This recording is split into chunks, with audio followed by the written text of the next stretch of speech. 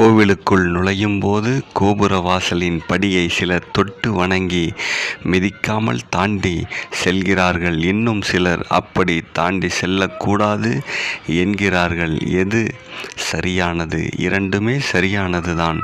கோவில் கோபுர படிக்கட்டில் ஒரு ஆணும் பெண்ணும் வணங்குவதைப் போன்ற வடிவங்கள் இருக்கும். சில கோவில்களில் நிறைய வடிவங்கள் இடம்பெற்றிருக்கும். அவர்கள் தெய்வத்தை நேருக்கு நேராகவோ கனவிலோ தரிசித்து தெய்வத்தின் அருள் கட்டளைப்படி அந்த ஆலயத்தை உருவாக்கியவர்கள். இந்த ஆலயத்திற்கு வரும் பக்தர்களின் திருவடிகள் என் மீது பட வேண்டும் என்ற நோக்கிலேயே அவர்கள் எண்ணப்படி அந்த வடிவங்கள் கோபுர வாசலின் படிக்கட்டில் இடம்பெற்றுள்ளன. அந்த உத்தமர்களின் எண்ணப்படி பக்தர்கள் அவர்களை, அதாவது